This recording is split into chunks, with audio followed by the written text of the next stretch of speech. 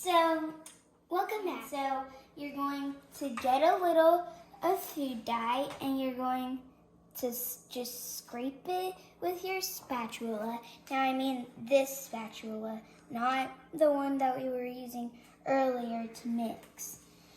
Now, I'm going to do this all around until I come back to the start. If you get too much, then don't worry about it. You're going to smooth it out soon. You don't want to scrape it into the crumb coat.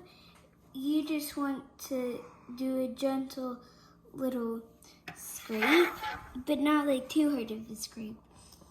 I think you know what I mean. I am going to go on to the next color.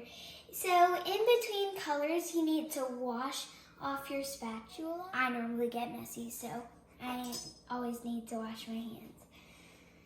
So we're going to do the same thing as we did with the green. And so I'm going to do little patches on the crumb coat. Like about this much, and then just scrape it across the side, but not too hard. Oops, I accidentally have a giant space in the cake. So how do we fix that? How we fix it is, well, I'm going to patch it up with the color that I'm using. So I'm going to do this very lightly and patch it up. It doesn't have to be perfect because later you're going to scrape it and it's going to look very, very smooth. But every cake isn't perfect because we're not perfect. And so I'm going to, it might look rough at first, and then when you smooth it out, then it's going to look way nicer.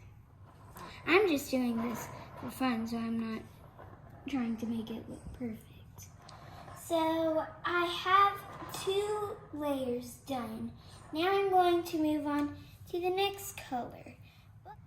And I bet yours is also coming along beautifully, just like mine. All of ours are gonna look great. All of the cakes that we make, they're gonna look amazing because you are what you are. And all of your cakes are going to look beautiful, even if they have tiny little errors. It's okay. That was an accident. Even if you accidentally have one of those, I know it's going to look amazing because all of our cakes are going to look amazing. Especially yours. Because you put a special ingredient in there, love. And when you put that special ingredient in there, it makes other people love your cake. And it makes it look more beautiful. If I ever see it, then I will be so proud of your cake because it will look amazing, and I know it will, because every time I see a cake I'm like, wow, they did an amazing job on that. How did they do that? They're amazing bakers. So if I ever see you baking a cake, then I will think, wow, that's amazing. And if you ever bake a cake and you say, that mistake looks horrible, your cake is going to taste and look amazing. Even if some other people don't like it, doesn't mean that your family won't like it, and doesn't mean that you're not going to like it, because I know it's going to look beautiful. What the top part is it's a little bit different because you're putting all of the icing onto the top of the cake, and then you're using the spatula to spread it out. And save some to use as extra if you want to do some seeds. And so I'm going to spread it out, and I'm going to make sure that I have all of it spread out. So I've got most of it, and I don't want the two colors to mix together, but I want them to like touch. If you're doing a watermelon cake, then this is what yours might look like.